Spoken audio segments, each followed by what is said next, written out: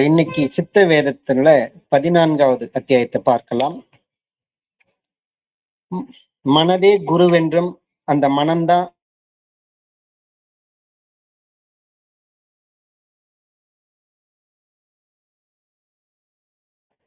இப்படித்தானே நீங்க 13வது அத்தியாயத்துல சொல்லி இருக்கிறீர்கள்.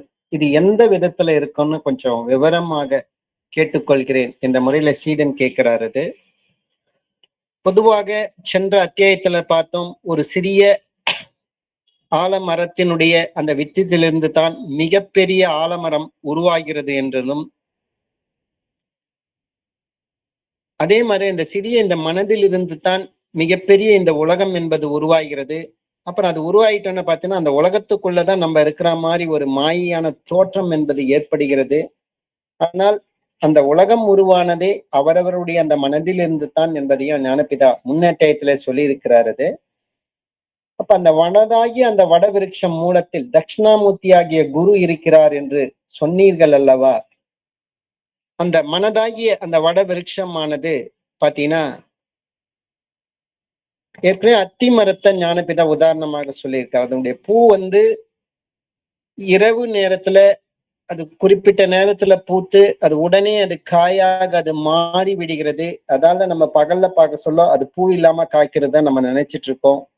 ஆனா உண்மையில எல்லா தாவர இனங்களும் அது பூத்துத்தான் காய்க்கிறது என்பதை பற்றி தெளிவுபடுத்தினாரு. அதே மாதிரிதான் இந்த மனமாகிய இந்த நிலை அகங்காரமாகிய அந்த இருட்டுலதான் அது பூக்கிறது. அப்புறம்தான் அது காயாக அது மனம் அது வெளிப்படுகிறது. அந்த அகங்காரமாகிய அந்த இருட்டுலதான் அந்த பூ என்பது மனது பூத்து வெளியில வருகிறது. எப்படி அத்தி மரத்தினுடைய நிலை எப்படி இருந்ததோ அதே மாதிரிதான் அந்த அகங்காரமாகிய அந்த இருட்டுல இந்த நிலை ஏற்பட்டிருக்கிறது என்பதுதான் சொல்லியிருந்தேன். அதை பத்தி அந்த வட விருட்சம் அதுல இருந்து தான் அந்த மனமாகிய அந்த வட விருட்சம் அது மரமாக எப்படி வியாபித்தது, இதை பற்றி தான் கொஞ்சம் தெளிவுபடுத்துன்ற மாதிரி தான் சீடன் கேட்கறது. அதுக்குதான் ஞானபிதா சொல்றாரு, அது ஒரு புகை. அந்த மனமாகி அந்த வடவிருட்சத்தில் தான் அது புகை அது உருவாச்சியது.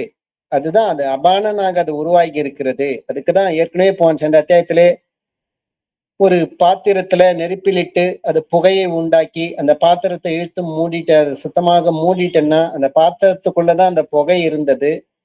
அதுக்கப்புறம் அந்த பாத்திரத்தை ஒரு பெரிய ஹால்ல வச்சு அந்த ஹாலினுடைய கதவுகள் ஜன்னல்கள் எல்லாத்தையும் பூட்டிட்டு சாத்திட்டு காத்து போக முடியாத மாதிரி அந்த சாத்தி வச்சுட்டு அப்புறம் அந்த இடத்துல அந்த பாத்திரத்தின வாயை திறந்து விட்டேன்னா அந்த புகை முழுவதும் அந்த ஹால் ஃபுல்லா நிரம்பி விடுகிறது.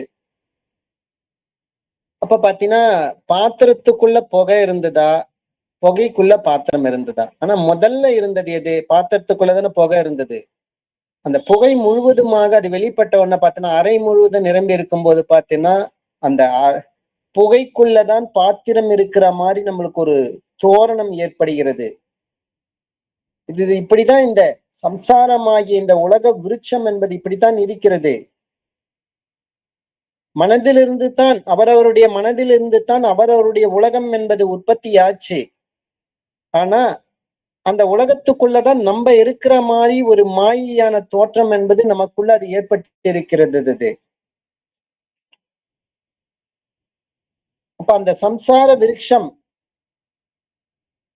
அது வட விருட்சம்னு சொல்றது, அது காணுகின்ற உலகமாகிய இந்த சம்சார விருட்சத்தை தான். இதுதான் காரண பூதமாகிறது, இந்த மனம் ஆகிறது. அந்த சம்சார விருட்சத்துல அது மூலத்தில் அந்த விருட்சத்துடைய மூலத்தில் தெற்கு முகமாக இருக்கிறது. அதனால்தான் தட்சிணாமூர்த்தி ஆகிய குருன்னு அதுக்குதான் சொல்றதுக்கு காரணம். அப்ப சீடனுக்கு மேலும் ஒரு டவுட் வருது இந்த இடத்துல. அது புருவ மத்தியத்துலதான் இருதயத்துலதான் இப்போ இதுக்கு முன்ன வரைக்கும் நம்ம தான் சொல்லியிருக்கீங்க அந்த மனம் இருக்கிறது. இப்ப சம்சார விஷயத்தினுடைய மூலம் தெற்கு முகமாக இருக்கிறதுன்னு சொல்றீங்களே, இது எந்த விதமாக இருக்குன்னு கொஞ்சம் தெளிவுபடுத்துமாறு கேட்டுக்கொள்கிறார். அப்ப அதுக்கு முதல்ல தெற்கு என்பது எதை கருதுன்னு பாத்தீங்கன்னா, நம்ம கிழக்கு பக்கமா நின்று பார்த்தோம்னா நம்மளுடைய வலது பக்கம் தெற்கா இருக்கும். இப்ப கிழக்கு எதுன்னு பாத்தீங்கன்னா அது சூரியனுடைய உதிக்கும் பக்கம் தான் கிழக்குன்றது. இந்த மாதிரி நினைக்கிறது மிகவும் தப்பு. இது வெளி உலகத்தில் இருக்கக்கூடிய வெளியில இருக்கக்கூடிய இதுதான் வடக்கு தெற்கு கிழக்கு மேற்கெல்லாம் நம்ம சொல்லிட்டு இருக்கிறது. ஆனால் ஒவ்வொருக்குள்ளும் அந்த 4 நிலைகள் என்பது இயல்பாகவே இருக்கிறது.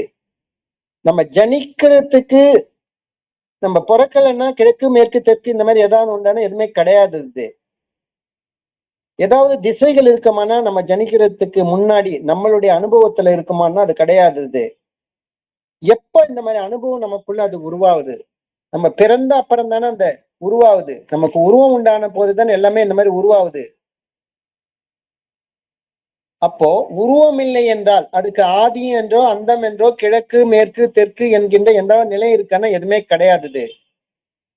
அது எப்ப நமக்குள்ள அது உருவாச்சது நான் என்கின்ற ஒரு நிலைமை அந்த உருவாகும் போதுதான் இந்த இப்ப சொன்ன எல்லா நிலைமைகளும் உருவாகுது. ஆதியோ அந்தமோ வடக்கோ கிழக்கோ தெற்கோ மேற்கோ இந்த மாதிரி எல்லா நிலைமைகளும் அப்பதான் அது உருவாகுது. நம்ம தூங்க சொல்ல இந்த மாதிரி ஏதாவது நிலைமைகள் நம்மளுக்கு தெரியுதுன்னா எதுவுமே தெரியல. அது காரணம் என்னன்னு பாத்தீங்கன்னா அந்த நேரத்துல நமக்குள்ள அது நான் என்ற நிலைமை இல்லாத இருக்கிற நிலைதான் அது. அப்ப நான் என்கின்ற நிலைமை எப்ப உண்டாச்சுன்னா நம்ம தூக்கத்துல இருந்து தினசரி அது விழித்து இருக்கும் போதுதான் அந்த மாதிரி நிலைமை உருவாகுது. இந்த மாதிரி நிலைமைகளை யாருக்கு உருவாகுது பாத்தீங்கன்னா அவரவர்களுக்குத்தான். அப்போ வடக்கு கிழக்கு தெற்கு மேற்கு அப்ப எங்க இருக்குன்னு பாத்தீங்கன்னா நம்மளுடைய உண்மையான வடக்கு தெற்கு மேற்கு சொல்ல முடியுமான்னா அது சொல்ல முடியறது இல்ல. அதுக்குதான் ஞானபிதா விளக்கம் கொடுக்கிறாரு.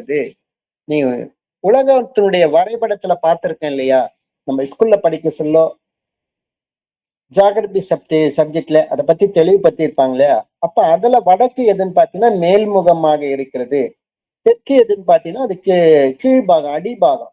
வடக்கு தலைபாகத்துல மேல் பாகமா இருந்தோம், அடிபாகம் தெற்குன்னு சொல்றாங்களே.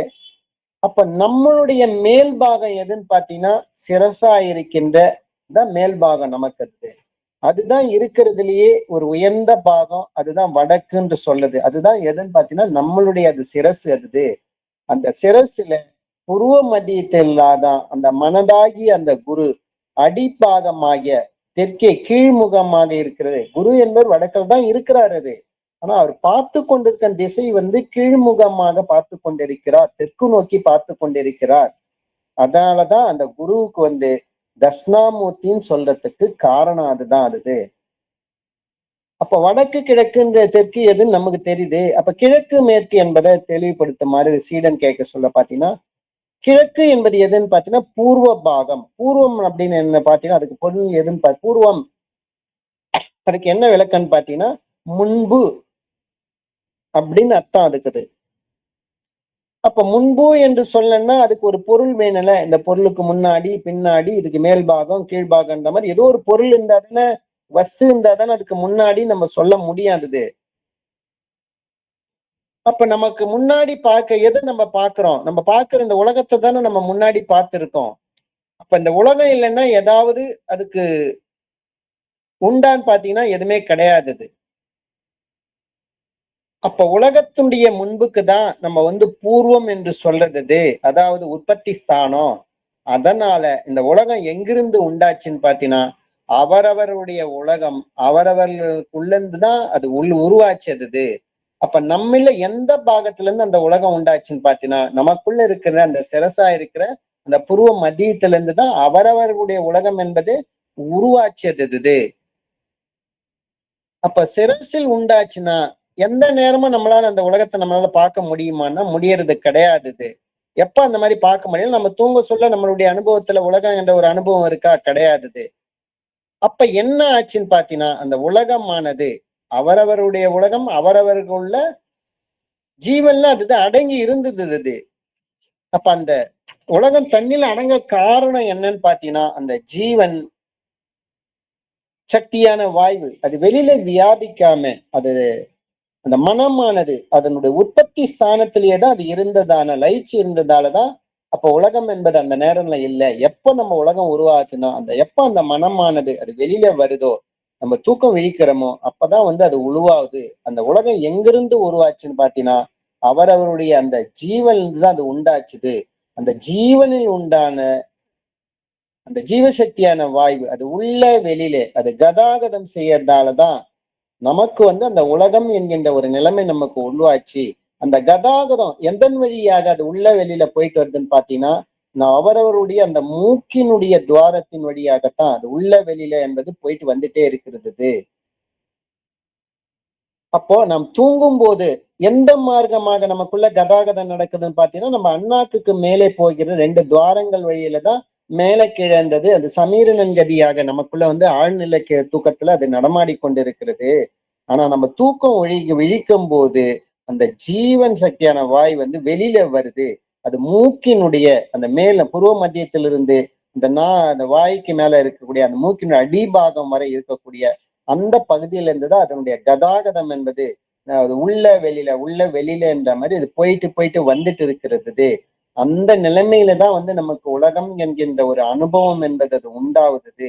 இதே மாதிரி ஒரு பிணத்துக்கு அந்த மாதிரி இருக்குமான்னா அந்த மாதிரி அனுபவம் என்பது பிணத்துக்கு இருக்காது. அது காரணம் என்னன்னு பாத்தீங்கன்னா, அதுல அது அந்த பிணத்துக்கு ஜீவன் கதாகதம் செய்யாததால அந்த அனுபவம் என்பது இல்ல. ஜீவனே அதுல இல்ல. அதால அந்த அந்த பிணத்துக்கு அந்த அனுபவம் இல்லாத நிலைதான் இருக்கிறது. அப்போ இந்த மூக்கினுடைய உற்பத்தி ஸ்தானத்துல இருந்து அதன் நுனி வரை அடிபாகம் வரை ஜீவன் அதை விட்டு வெளியில முழுவதுமாக போயிடுச்சுன்னா நம்மளுக்கு உலகம் என்கின்ற ஒரு அனுபவம் நம்மளுக்கு கிடையாது. அதே ஜீவசக்தியான வாயு அந்த மூக்கினுடைய புருவ மத்தியத்திற்கு கீழ்ப்பக்கமாக வராமல் அது மேல் நோக்கியே போயிடுச்சுனாலும் சரி, அது அந்த அந்த நம்மளுக்கு அந்த உலகம் என்கின்ற ஒரு அனுபவம் இருக்கான்னா கிடையாது. அப்ப மூக்குக்கு துவாரத்தின் வழியே முழுவதுமாக அந்த ஜீவன் வெளியில போயிடுச்சுன்னா நம்ம செத்த பிணம் ஆகின்ற ஒரு பிணத்துக்கும் அந்த ஜீவசக்தியான வாயு முழுவதுமாக வெளியில போயிடுச்சுனாலும் உலகம் என்கின்ற ஒரு அனுபவம் கிடையாது. அதே சமயம் மனமானது அந்த ஜீவன்லயே போய் அடங்குச்சுனாலும் அந்த உலகம் என்கின்ற ஒரு அனுபவம் நமக்கு கிடையாது. அதே சமயம் அந்த பிரம்மாண்டத்தை தட்டி திறந்து அது மூக்கு கீழே அது வெளியில வராம ஜீவன் ஈஸ்வரனோடு அது உள்ளுக்குள்ளேயே அந்த மனம் முழுவதுமாக அடங்கி விட்டாலும் உலகம் என்கின்ற ஒரு அனுபவம் கிடையாது. அப்ப உலகத்தினுடைய உற்பத்தி நமக்குள்ள எங்க இருக்குதுன்னு பாத்தீங்கன்னா, அந்த உற்பத்தி ஸ்தானமாகி அந்த சுழு முனையிலிருந்து நம்மளுடைய மூக்கினுடைய பகுதி வரை அதனுடைய கதாகதம் செய்யறதாலதான் நம்மளுக்கு உலகம் என்கின்ற ஒரு அனுபவம் என்பது நமக்குள்ள இருக்கிறது. அப்ப அதுக்குதான் ஞானப்பிதா இந்த இடத்துல சொல்றாரு, இந்த காணுகின்ற இந்த உலகத்தினுடைய அளவை எந்த அரசனாலும் கூட இதுவரை அளவிட்டு சொன்னது கிடையாது. இதை நாம இப்ப அளந்து காமிக்கிறோம் அப்படின்னு சொல்லிட்டு, இந்த உலகம் ஒரு அங்குஷ்டம், அதாவது என்னன்னு பாத்தீங்கன்னா பெருவனுடைய பெருவிரல் நீளம் மாத்திரமே இருக்கிறது. அது எப்படி இருக்குன்னு சொல்லிட்டு இப்ப சொல்ல அவரவருடைய இந்த கட்டை விரல் அளவு பாத்தீங்கன்னா மூக்கினுடைய அளவும் அவரவருடைய கட்டை விரல் அளவும் ஒரே அளவாகத்தான் இருக்கும். அந்த அந்த இடத்துலதான் மூக்கினுடைய அந்த புருவ மத்தியமான அந்த ஆரம்ப இடத்திலிருந்து அடிபாகம் வரை அடி நுனி வரை அதனுடைய ஜீவசக்தியான வாயு அந்த கதாகதம் மேல செய்யும் போது தான் நமக்குள்ள அந்த உலகம் என்கின்ற ஒரு அனுபவம் என்பது இயல்பாகவே இருக்கிறது. அதுக்கு தாண்டி புருவ மத்தியத்துக்கு மேல போயிடுச்சுனாலும் அந்த உலகம் என்ற அனுபவம் கிடையாது. புருவ மையத்திலே அது லயிச்சு போயிடுச்சுனாலும் மனம் என்பது உலகம் என்ற அனுபவம் கிடையாது.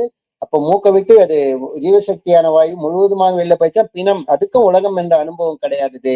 அப்ப அந்த மூக்கினுடைய அளவில் அவரவருடைய மூக்கினுடைய அந்த நீளத்துலதான் அந்த அங்குஷ்டம் என்று சொல்லக்கூடிய கட்டை விரல் நீளத்தில் இருக்கக்கூடிய அந்த மூக்கினுடைய அளவுல தான் அவரவர்களுக்கு அந்த உலகம் என்கின்ற ஒரு அனுபவம் என்பது நடைபெறுகிறது. அப்போ என்னன்னு பாத்தீங்கன்னா, அப்ப அந்த உலகத்தினுடைய அளவு ஒரு அங்குஷ்ட மாத்திரம், அதாவது கட்டை விரல் நீளம் தான் இருக்கிறது. அவ்விதிவுள்ள அந்த மூக்குக்கு மேலும் கீழும் உலகம் கிடையாதது. இந்த காணுகின்ற இந்த உலகமானது இயற்கையிலிருந்து அது உண்டானது. அது பிரகிருத்தியான அது சிவசக்தி கட்டை விரல் நீளத்தில் உள்ள மூக்கு துவாரத்தின் கூடி மேலும் கீழும் கதாகதம் செய்யும் போது மாத்திரமே நமக்கு அந்த உலகம் என்பது இருக்கிறது.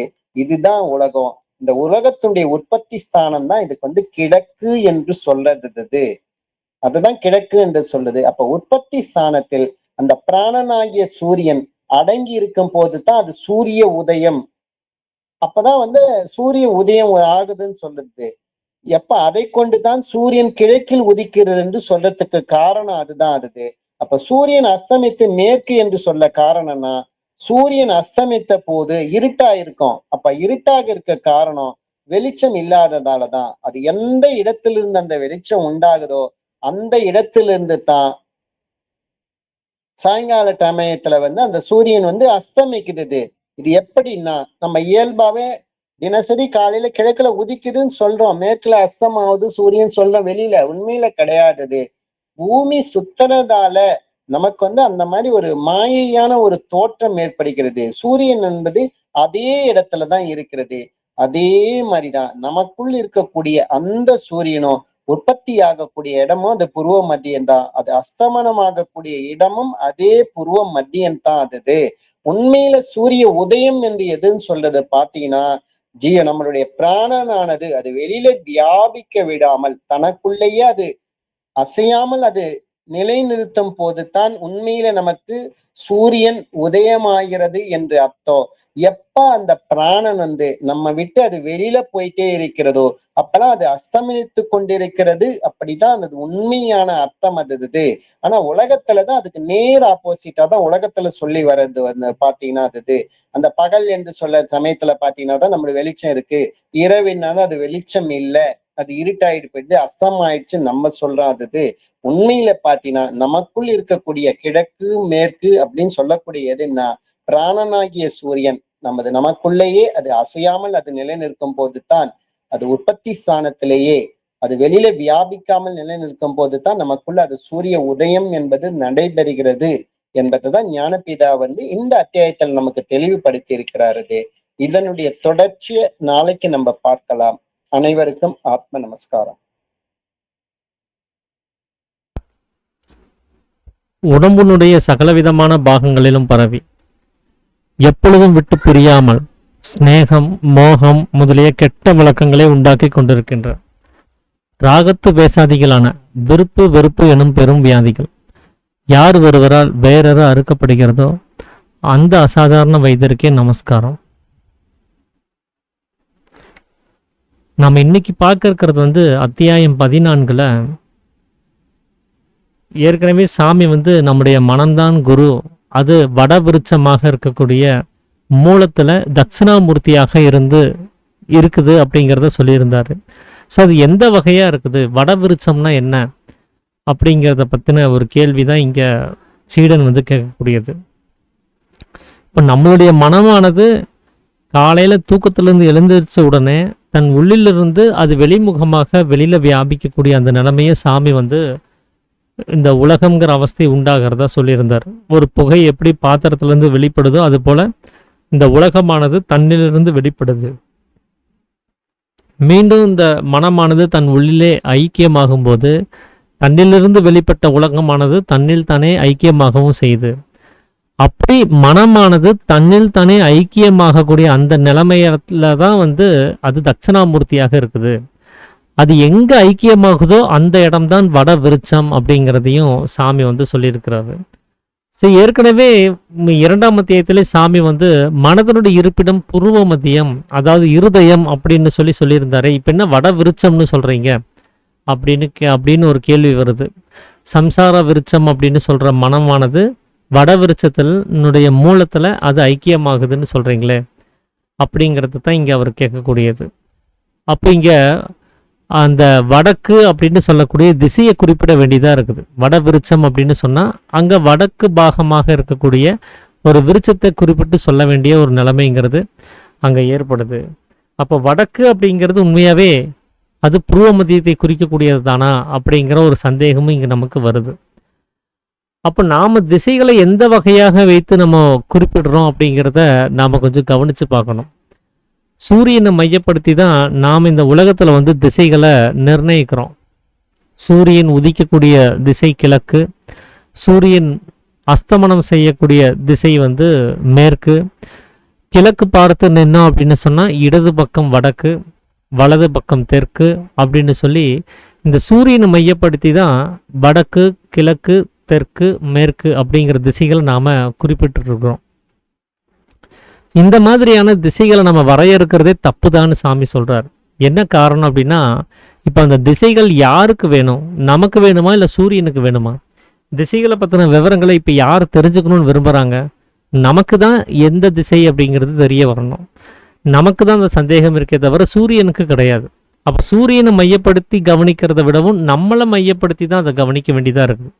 ஏன்னா நாம் இல்லை அப்படின்னு சொன்னால், நாம் பிறக்கவே இல்லை அப்படின்னு சொன்னால் நமக்கு எந்த ஒரு திசைகளும் கிடையாது. ஏன்னா நமக்கு உருவம் கிடையாது, உலகம் கிடையாது, அறிவு கிடையாது. அப்படி இருக்கும்போது நமக்கு திசைகளும் கிடையாது. அப்போ இதெல்லாம் எப்போ உண்டாச்சு அப்படின்னு சொன்னால், பிறந்த உடனே உண்டாயிடுச்சானா இல்லை. நாம் பிறந்த உடனே மனம் வேணால் உண்டாயிருக்கலாம். ஆனால் அது இந்த உலகம்ங்கிற அவஸ்தையை அறியறதுக்கான ஒரு நிதானத்தன்மை நமக்குள்ளார இல்லாமல் இருந்தது. எப்போ இதெல்லாம் நமக்கு அந்த அறிவுங்கிறது எப்போ பூர்த்தி ஆகுது அப்படின்னா அகங்காரம் உண்டானதுக்கு அப்புறம் தான். அப்போ இந்த நான்கிற நிலைமை அப்படிங்கிறது தான் இங்கே எப்போ உண்டாச்சோ அப்போ இருந்து தான் இந்த உலகம் உண்டாகிறதும், அந்த உலகத்தில் கிழக்கு எது, வடக்கு எது, தெற்கு எது, மேற்கு எதுங்கிற விசாரங்கள் நம்ம செய்கிறதும் கவனிக்க வேண்டியதாக இருக்குது.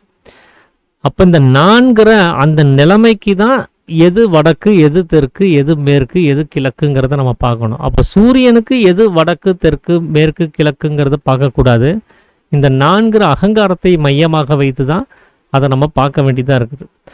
நாம் இந்த ஸ்கூலில் படிக்கும் போதெல்லாம் இந்த மேப்பு வரைய சொல்லியிருப்பாங்க. இல்லைனா வரைஞ்ச இடங்களில் எம்டியாக இருக்கக்கூடிய இடங்கள்லாம் மாநிலங்களை பற்றியோ ஆறுகளை பற்றியோ குறிப்பே சொல்லியிருப்பாங்க. இது எந்த ஆறு எங்கே இருந்து தொடங்கி எங்கே முடியுது, அது ஆறுனுடைய பேர் எழுதுன்னு சொல்லி ஒரு எம்டியாக ஒரு மேப் ஒன்று நம்ம கையில் கொடுத்துருப்பாங்க.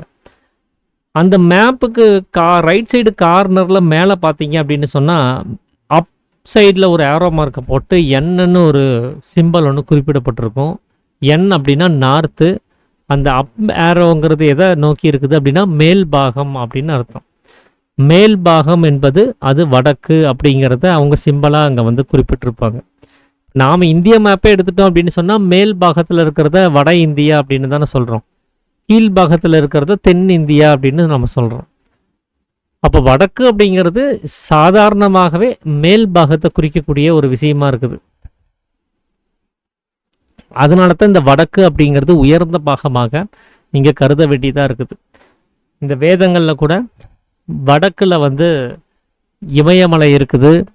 அந்த இமயமலையில் ஈஸ்வரனானவர் குடிக்கொண்டிருக்கிறார் அப்படின்னு சொல்லி அவங்க வேதங்களில் எழுதின விஷயத்தை கவனித்து பார்த்துட்டு நாம் அந்த சரியான அனுபவ நிலைகள் இல்லாததுனால நாம் இருக்கக்கூடிய இந்த பகுதியில் எது வடக்கு அப்படிங்கிறத பார்த்து அங்கே எந்த ஒரு மலை உயரமாக இருக்குது அப்படிங்கிறத பார்த்து எவரெஸ்ட் சிகரத்தை தாங்கி இருக்கக்கூடிய ஒரு மலை ஒன்று நார்த் சைடில் இருக்குது, அதனால் அதுதான் இமயமலை போல் இருக்குதுன்னு சொல்லி அதுக்கு இமயமலைன்னு பேர் வச்சு அங்கே ஒரு கோவில்களை உண்டு பண்ணி அங்கே பிரதிஷ்டை செஞ்சு அங்கே தான் ஈஸ்வரன் இருக்கிறாரு அப்படிங்கிறத நாம் புரிஞ்சுக்க வேண்டிய ஒரு நிலைமைங்கிறது ஆயிடுச்சு.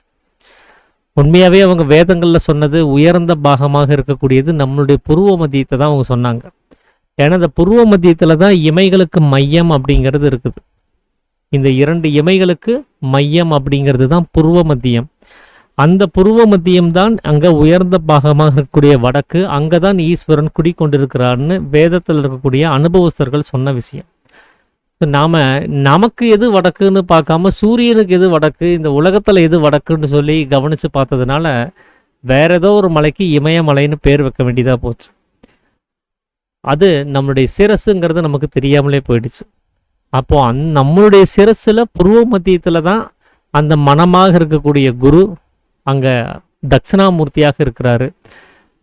அவர் அங்கிருந்து தான் நமக்கு கீழ்முகமாக இறங்கி நமக்கு வேண்டிய விவகாரங்களை சொல்லி கொடுத்துட்ருக்கிறார். அப்போ வடக்கு அப்படிங்கிறது மேல் பாகம் அப்படின்னா தெற்குங்கிறது என்னவா இருக்க முடியும்னா அதுக்கு நேர் எதிர்பதமாக இருக்கக்கூடிய கீழ்பாகமாக தான் இருக்க முடியும். இப்படி தான் இந்த வடக்கு தெற்குங்கிறது அந்த புருவ மத்தியம் அப்படிங்கிறது வடக்காகவும் புருவ மத்தியத்திலேருந்து நம்மளுடைய சக்தியானது கீழ்முகம் அடையும் பொழுது அது தெற்காகவும் அங்கே இருக்கிறத நம்மளால் கவனிக்க முடியும். சரி, வடக்கு தெற்குனுடைய நிலைமை இந்த மாதிரி இருக்குது அப்படின்னா அப்போ கிழக்கு மேற்குனுடைய நிலைமை என்னவாக இருக்குது அப்படிங்கிறதையும் கவனிக்க வேண்டியது இருக்கு இல்லைங்களா? அப்போ கிழக்கு அப்படின்னா என்ன அப்படின்னா அதுக்கு பூர்வ பாகம்னு பேர். பூர்வம் அப்படின்னா முன்பு, இன் ஃப்ரண்ட் ஆஃப் அப்படின்னு அர்த்தம்.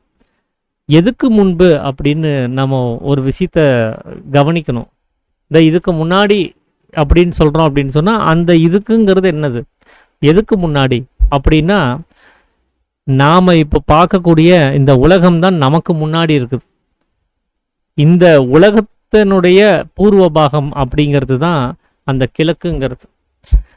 அப்போ இந்த உலகம்ங்கிற அவஸ்தை எங்கிருந்து உண்டாக்கப்பட்டதோ அதுதான் பூர்வ பாகம்னு சொல்லக்கூடியது. நாம நைட்டு தூங்கும் போது நமக்கு உலகம் உண்டாகிறது கிடையாது. தூக்கத்திலிருந்து நம்முடைய சக்தியானது சலித்து வெளிமுகமாக வரும்போது தான் இந்த உலகம்ங்கிற அவஸ்தை உண்டாகுது. அப்போ இதே விஷயத்தை தான் சாமி இன்னொன்று என்ன சொன்னார் போன அத்தியாயத்தில், வெளியில வந்த புலன்கள் வழியாக வெளியில வந்த புகையானது அது ஏற்கனவே உள்ளுக்குள்ளார தான் இருந்துச்சு. அப்படி உள்ளே இருந்த புகை தான் புலன்கள் வழியாக வெளியில வந்துச்சுன்னு சொன்னார். அப்போ இந்த உலகம்ங்கிற புகையானது இந்த புலன்கள் வழியாக உள்ளிலிருந்து வந்திருக்குது. அப்போ அந்த உள்ளில் அப்படின்னா அது எங்கிருந்து அப்படிங்கிறத நாம கவனிக்கணும். அப்போ நமக்குள்ளார இருந்து அப்படின்னா நமக்குள்ளார எங்கிருந்து? அது நம்மளுடைய சிரசிலிருந்து. அப்போ சிரசில் அப்படின்னு சொன்னால் அந்த சிரசில் இருந்துன்னா அது எங்கிருந்து? சிரசுக்குள்ளார எங்கிருந்து? அப்போ ஏற்கனவே வடவிருச்சம்னு சொல்லக்கூடிய அந்த தட்சிணாமூர்த்தி இருந்த இடமாக இருக்கக்கூடிய அந்த மனதனுடைய இருப்பிடத்திலிருந்து தான் அது வர முடியும். அது புருவ மத்தியத்திலிருந்து தான் வர முடியும். அப்போ அந்த புருவ மத்தியமாக இருக்கக்கூடிய நம் சிரசில் இருக்கக்கூடிய அந்த பாகத்திலிருந்து தான் இந்த உலகம்ங்கிறது உற்பவமாய் வெளியில் வந்திருக்குது. அதனால இந்த உலகத்தினுடைய பூர்வ பாகம் உற்பத்தி ஸ்தானம் அப்படிங்கிறது எங்கே அப்படின்னா அது வடக்கு அப்படின்னு சொல்லக்கூடிய நம்மளுடைய புருவ மத்தியமே தான். அந்த புருவ மத்தியத்திலிருந்து தான் இந்த உலகமானது வெளியில் முகமாக வருது. அப்படி வெளியில வர்றதுக்கு அது எந்த வகையை தேர்ந்தெடுக்குது, எந்த வழியை தேர்ந்தெடுக்குது அப்படின்னா இந்த நாசியின் வழியை தான் தேர்ந்தெடுக்குது. மூக்கின் வழியாகத்தான் தன்னுடைய சுவாசம் மூலமாகத்தான் அது கதாகதம் அப்படிங்கிற நடனம் செய்து தான் அது உள்ளிலும் வெளியிலும் மாறி மாறி வர்றதுனால தான் இந்த உலகம்ங்கிறது உண்டாகுது. அப்போ நம்முடைய உண்ணாக்கிலிருந்து மேலே போகிற சமயத்தில் அங்கே ஒரு 2 துவாரங்கள் இருக்கும். அது குதம் அப்படின்னு சொல்லக்கூடிய துவாரம்.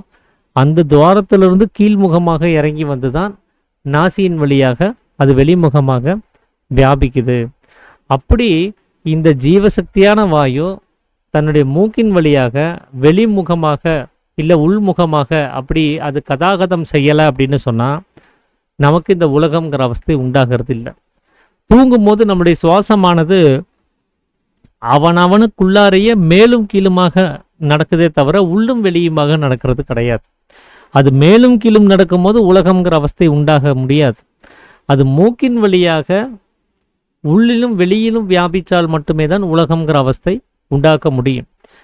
அப்போ தூங்கும்போது சமீரணங்கிற கதி ஓடிட்டு இருக்குது. அது உள்ளுக்குள்ளாரையே அண்ணாக்கின் வழியாக அந்த குதம்ங்கிற பாகத்தில் மேலையும் கீழே நடந்துட்டு இருக்குது. அந்த சமயத்தில் உலகம்ங்கிறது உண்டாகிறது கிடையாது. அப்போது இந்த உலகத்தினுடைய அவஸ்தை அப்படிங்கிறத நம்ம எங்கே உணர முடியும் அப்படின்னா இந்த நாசிக்குள்ளார சுவாசமானது நடந்துகிட்டே இருக்கணும். அதனால தான் இங்கே சாமி பஞ்சபூத தத்துவங்களை பற்றி பேசும்போது 5ஆம் அத்தியாயத்தில் ஜலாம்சமான விஷ்ணு மனம் இருக்கக்கூடிய இடம் அப்படிங்கிறது இந்த மூக்கு அப்படின்னு சொல்லியிருப்பார். மூக்கினுடைய இடத்துல புருவ மத்தியத்துக்கு கீழ் முகமாக ருத்ரனாக இருக்கக்கூடிய தேஜஸ் இருக்குது. அதுக்கு கீழே மூக்கின் வழியாக மனமாக ஜலாம்சமாக இருக்கக்கூடிய விஷ்ணு இருக்கக்கூடிய இடம் அப்படின்னு. ஸோ இந்த மனமானது உற்பத்தியானது வேணா புருவ மத்தியமாக இருக்கலாம். ஆனால் அது வேலை செய்யக்கூடிய இடம் எங்க அப்படின்னா மூக்கில் தான். இந்த மூக்கின் வழியாக கதாகதம் செய்யும் போது மாத்திரமே மனமானது செயல்படுது. அப்போதான் மனதை நம்ம அறிய முடியும். மனம்னு ஒன்று இருக்குங்கிறத நம்மளால உணர முடியும். இந்த மூக்குக்கு அந்த நுனி அந்த 2 கண்களுக்கு நடுவில் இந்த மூக்கு தொடங்குது அப்படின்னு சொன்னால் அந்த நுனிக்கு மேலே அப்படின்னா அது புருவ மத்தியமாயிருது. அந்த இடத்துல நமக்கு எந்த ஒரு உலகத்தையும் காண முடியாது. ஏன்னா மூக்கினுடைய நாசிக்குள்ளார சுவாசம் ஓடாமல் போயிடும். அது தூங்கும்போது இருக்கக்கூடிய நிலைமையை கூட நம்ம எடுத்துக்கலாம். நிஷ்டை அப்படிங்கிற அந்த சமாதி நிலைமையை கூட நம்ம எடுத்துக்கலாம். ஆனால் புருவ மத்தியத்தில் இந்த சுவாசமானது ஐக்கியமாயிடுச்சு, அது நாசியின் வழியாக வரல அப்படின்னா நமக்கு உலகம்ங்கிற ஒரு உணர்வை ஏற்படுத்திக்க முடியாது. அதே மாதிரி ஒரு பிணத்துக்கு கவனித்து பார்த்தீங்கன்னா இந்த நாசியின் வழியாக சுவாசம் போகிறது கிடையாது. அது நாசியை விட்டு முழுவதுமாக வெளியில் போய் தீர்ந்துடுச்சு. அப்போ அந்த சமயத்தில் நம்ம அதை பிணம்னு சொல்கிறோம். அந்த பிணத்துக்கும் பார்த்தீங்கன்னா உலகம்ங்கிற அனுபவம் கிடையாது. ஏன் அப்படின்னா இந்த மூக்கின் வழியாக கதாகதம் அப்படின்னு சொல்லக்கூடிய அந்த நிலைமையானது அந்த பிணத்துக்கும் கிடையாது. அப்போ சமாதி நிலைமையில் ஐக்கியமானவங்களுக்கும் உலகம் கிடையாது. இந்த சமாதி நிலையை அடையாமல் செத்து போனவங்க, பிணமானவங்க, அவங்களுக்கும் உலகம்ங்கிறது கிடையாது. அப்போ யாருக்கு இந்த உலகம்ங்கிற அவஸ்தை இருக்குது அப்படின்னா, நம்மளை மாதிரி அந்த சமாதி நிலைமைக்காக முயற்சிக்கிறவர்களாக இருக்கலாம், இல்லை செத்து போகிற செயலை செய்கிறவர்களாக இருக்கலாம். இந்த மூக்கின் வழியாக இந்த சுவாசமானது உள்ளிலும் வெளியிலும் கதா ஆகதம் அப்படின்னு சொல்லக்கூடிய இந்த நிலைகள்ல அது செயல்படணும். அதான் கதாகதம் அப்படின்னு சொல்றது. கதித்து கொண்டிருத்தல் அப்படின்னா அது எரிந்து வெளியில போயிட்டு இருக்கிறதுன்னு அர்த்தம். ஆகதம் அப்படின்னா அது உள்ளுக்குள்ளாரே அடங்கி இருக்கக்கூடிய நிலைமைன்னு அர்த்தம். அப்போ வெளியில போகிறதும் உள்ளில் வருவதுமாக இந்த அனுலோமம் பிரதிலோமமாக அது செயல்படக்கூடிய அந்த நிலைமையில தான் நாம் இந்த உலகத்தை கவனிக்க முடியும். அப்போ இந்த உலகத்தினுடைய அளவை பத்தி சாமி இந்த இடத்துல ஒரு விஷயத்தை தெளிவுபடுத்துறார். உலகத்தினுடைய எந்த அரசர்களாலும் சக்கரவர்த்திகளாலும் இந்த உலகத்தை முழுவதுமாக அளந்து சொல்ல முடியாது. ஆனால் நாம் இப்போது அதை அளந்து காண்பிக்கிறோம் அப்படின்னு சொல்லிட்டு ஒரு பெருவிரலை கை காமிச்சு, இந்த தம்ஸ் அப் அப்படின்னு சொல்லுவாங்களே, அந்த தம் விரலை எடுத்து காமிச்சு, இந்த அங்குஷ்டம் அளவு தான், இந்த இந்த விரலினுடைய பெருவிரல் நீளம் மட்டுமே தான் இந்த உலகத்தினுடைய அளவு அப்படிங்கிறார். ஏன் அப்படின்னா அவரவருடைய பெருவிரலினுடைய நீளம் எவ்வளவோ அவ்வளவுதான் அவரவருடைய மூக்கினுடைய நீளமும் இருக்கும். அந்த மூக்கினுடைய அளவு தான் இங்க உலகத்தினுடைய அளவாக இருக்குது. ஏன்னா அந்த மூக்கினுடைய தொடக்கத்துக்கு மேலே போயிடுச்சுனாலும் உலகம் கிடையாது. மூக்கினுடைய முடிவுக்கு வெளியில போயிட்டாலும் சக்தி வெளியில போயிட்டாலும் நமக்கு உலகம்ங்கிறது கிடையாது. அப்போ இந்த மூக்கின் வழியாக அந்த சக்தியானது உள்ளிலும் வெளியிலும் வியாபிக்கக்கூடிய அந்த சமயத்தில் மாத்திரமே தான் உலகத்தை அறிய முடியும். அப்போ உலகம்ங்கிற ஒரு அளவீடு அப்படின்னு சொல்லி பார்த்தா இந்த மூக்கினுடைய துவாரங்களில் ஜீவசக்தியான வாயு அனுலோமம் பிரதிலோமமாக அது பிரவேசிக்கும் போது மாத்திரமே தான் சாத்தியமாகிறது. அதனால தான் இந்த மூக்கினுடைய நிலைமையை கூட பாருங்க, கதை அப்படின்னு சொல்லுவாங்க. இந்த கதையினுடைய அந்த உருவத்தை பார்த்தீங்கன்னா அது மூக்கினுடைய சேஃப்லேயே தான் இருக்கும். கதை அப்படின்னு சொன்னால் கதித்து கொண்டிருக்கிறது அப்படின்னு அர்த்தம். அப்படிதான் இந்த உலகத்தினுடைய உற்பவம் அப்படிங்கிறது இங்கே ஏற்படுது. அப்போ இந்த உலகம்ங்கிறது ஒரு கட்டை விரல் நீளத்தில் மட்டுமே இருக்கக்கூடியது. அது மூக்கிற்கு மேலேயும் உலகம் கிடையாது, மூக்கிற்கு கீழேயும் உலகம் கிடையாது. இந்த மூக்கினுடைய துவாரத்தில் மேலேயும் கீழேயும் கதாகதம் செய்யும் போது மட்டுமே தான் நமக்கு உலகம்ங்கிறது இருக்குது. அதனால இந்த உலகத்தினுடைய உற்பத்தி ஸ்தானமாக இருக்கக்கூடிய அந்த நிலைமையைத்தான் நாம் இங்கே கிழக்கு அப்படின்னு சொல்ல வேண்டியதாக இருக்குது. அப்போது அஸ்தமனம்ங்கிறது எங்கே இருக்குது அப்படின்னா, நம்ம இயற்கையில் கவனித்து பார்த்தோம்னா இந்த சூரியன் அஸ்தமனமாகிறதும் கிடையாது, உதயமாகிறதும் கிடையாது. அந்த மாதிரி ஒரு தோற்றம் மட்டும்தான் நமக்கு தோணுது. அப்போ அது எங்கே அஸ்தமனமாகுமோ அங்கே தான் அது மறையவும் செய்ய வேண்டியதாக இருக்கும். சூரியன்கிறது அது அஸ்தமிச்சதுக்கு அப்புறம் நமக்கு இருட்டு அப்படின்னு சொல்லக்கூடிய நிலைமை வந்துடுது. உடனே அது சூரியன் அஸ்தமனம் ஆயிடுச்சுங்கிறத நம்ம புரிஞ்சுக்கிறோம். பகல் அப்படிங்கிற வெளிச்சம் வந்த உடனே அதுக்கு சூரியன் உதயம் ஆயிடுச்சு அப்படிங்கிறத நம்ம புரிஞ்சுக்கிறோம். அப்போ இந்த உதயமாகட்டும் அஸ்தமனமாகட்டும் இது இரண்டுமே ஒரே இடத்துல நிகழக்கூடியது தான். அதுவும் நம்முடைய புருவ மத்தியத்திலே நிகழக்கூடிய ஒரு விஷயம்தான். நம்ம வெளியில பார்க்கக்கூடிய சூரிய அஸ்தமனம் சூரிய உதயம் அப்படிங்கிறது பொய். அந்த மாதிரி ஒரு உதயமும் கிடையாது, அப்படி ஒரு அஸ்தமனமும் கிடையாது. ஏன்னா நாம உதயம்னு சொல்லக்கூடிய அதே நேரத்தில் உலகத்தினுடைய இன்னொரு மூலையில் அது உதயமாக, அது அஸ்தமனமாகவோ உதயமாகவோ இருக்கும். நாம இன்னைக்கு நடுப்பகல் மதிய வேலை அப்படின்னு சொல்லக்கூடிய நேரத்தில் இன்னொருத்தருக்கு அஸ்தமனமாகவோ இன்னொருத்தருக்கு உதயமாகவோ இருக்கும். அப்போ அவரவருடைய நிலைமையிலிருந்து பார்த்தா இந்த விஷயங்களானது எல்லாருக்கும் மாறுபடவே செய்யுது. அவங்க பார்க்கக்கூடிய அந்த காட்சிகளுடைய அமைப்புக்கு தகுந்தபடி அவங்க அதுக்கு ஒரு பேர் வச்சிருக்கிறாங்க. அப்படிதான் இது மாறிக்கிட்டே இருக்கக்கூடியது. இது நிரந்தரமானது கிடையாது. சூரியன் என்னன்னா அது பூமியை சுற்றிக்கிட்டே இருக்குது. அது எங்கேயுமே உதயமும் ஆகலை, எங்கேயும் அஸ்தமனமும் ஆகலை, மறைஞ்சு போகவும் இல்லை, தோன்றவும் கிடையாது. அது சுத்திக்கிட்டே இருக்கக்கூடியது.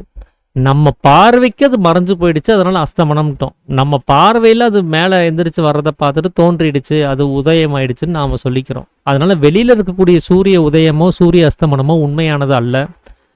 அவனவனுக்குள்ளார இருக்கக்கூடிய சூரியனானது உதயம் ஆயிடுச்சா அஸ்தமனம் ஆயிடுச்சாங்கிறது தான் இங்க உண்மையான ஒரு விஷயங்கிறது இருக்குது. அதனால அவனவனுக்குள்ளார சூரியன் உதிக்கக்கூடிய இடம் எங்க அப்படின்னா பூர்வ மத்தியத்துல. இப்போ நம்மளுடைய சூரியனுடைய நிலைமை என்னவாக இருக்குது அப்படின்னா, உள்ளுக்குள்ளார போய் தியானம் பண்ணலாம்னு சொல்லி போனோம்னா உள்ள ஒரே கருகும்னு இருட்டா இருக்குது. அங்க எந்த ஒரு பிரகாசத்தையும் காண முடியாத மாதிரி தான் இருக்குது. அப்ப நமக்கு இது என்ன நிலைமையாக இருக்குது அப்படின்னா, அஸ்தமனமான நிலைமை தான். சூரியன் இன்னும் உதயமாகாத நிலைமை தான். நமக்குள்ளார சூரியன் உதயமாயிடுச்சுன்னு சொன்னா அப்பதான் பகல் அப்படிங்கிற நிலைமையானது நமக்கு உண்டாகுது. ஸோ இந்த பகல்னா என்ன, இரவுனா என்ன அப்படிங்கிற ஒரு விஷயத்தை பற்றி நாளைக்கு நம்ம தொடர்ந்து கவனிப்போம். இதுதான் இந்த திசைகள் பற்றின விஷயமாக நான் புரிஞ்சுக்கிட்ட வகையில் உங்களோட பகிர்ந்துக்கணும் அப்படின்னு சொல்லி நினச்சது. அனைவருக்கும் ஆத்த நமஸ்காரங்க. வேறு யாராவது ஏதாவது விஷயங்களை பகிர்ந்துக்கிறதா இருந்தால் பகிர்ந்துக்கலாங்க.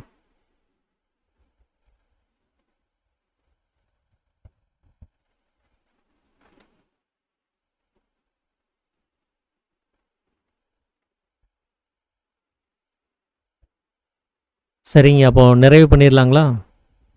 திருஞானம் ஐயா, சின்னையா, மதியழகன்.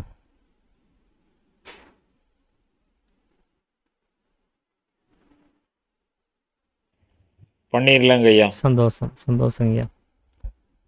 அப்போ நாம் இந்த உபதேசம் வாங்கும் போது ஒரு சத்திய வாசகத்தை முன்னிறுத்தி வச்சு இந்த உபதேசத்தை வாங்கியிருப்போம். நான் இன்று முதல் மனதாலும் வாக்காலும் கர்மத்தாலும் சத்தியத்துக்கு விரோதமாக யாதொன்றும் செய்ய மாட்டோம், நிரபராதியான என் ஆத்மாவே சாட்சி அப்படின்னு சொல்லி. ஸோ அதை என்றைக்கும் நம்ம மறக்கக்கூடாது. அது எப்போவுமே நாம் நினைவிலே வச்சுருந்து சதா மேலும் கீழும் அபியாசத்தை எந்த வேலை செய்யும் போதும் தொடர்ந்து அபியாசம் செஞ்சுக்கிட்டே தான் இருக்கணும். அப்போ தான் நம்ம ஜீவனுக்கு தேவையான மேல்கதியானது வருவதற்கான ஒரு வாய்ப்புங்கிறது கிடைக்கும். அப்படி ஜீவனுக்கு தேவையான மேல்கதி வந்தால் தான் நாம் செத்து போகாமல் நம்மளை காப்பாற்றிக்கிறதுக்கான ஒரு நிலைமைங்கிறது உண்டாகும். ஸோ அதுக்காக நாம் ஒவ்வொருவரும் தொடர்ந்து முயற்சி செய்யணும் அப்படிங்கிறத இந்த வேலையில் எல்லாத்துக்கும் நான் நினைவுபடுத்திக்கிறேன். அனைவருக்கும் ஆத்த நமஸ்காரங்க.